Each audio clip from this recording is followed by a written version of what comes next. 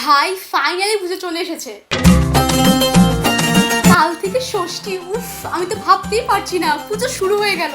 আমি তো পুজোর 1 মাস আগে থেকে ঠিক করে গেছিলাম যে আমি কোনদিন কোন ড্রেসটা পরবো, কোনদিন কাদের সাথে ঘুরতে যাবো এবং কোনদিন কোন মণ্ডপে ঠাকুরটা দেখবো। আমার তো পুরো প্ল্যান সর্টেড এবং আমি সেই অনুযায়ী সবকিছু করবো। তোদের প্ল্যানটা কি? আমার তো এখন থেকে খুবই এক্সাইটমেন্ট হচ্ছে। আমি তো পুরো শহরে মণ্ডপ দেখবো, একটাকে বাদ দেবো না, দরকার হলে একবার ঘুরে শেষ করে আবার দেখবো। আর যতই ঘূর্ণিঝড়, বন্যা, বৃষ্টি যাই যাক না কেন আমি তো বাবা বেরোবো। আমি পুজোর একটা দিনও মিস করবো। দরকার হলে বৃষ্টিতে ভিজে ভিজে কি ঠাকুর দেখবো, কিন্তু আমি বেরোবো। আমি তো পুজোর 2 মাস থেকে স্কিন কেয়ার আর ডায়েট করা শুরু করে দিয়েছিলাম।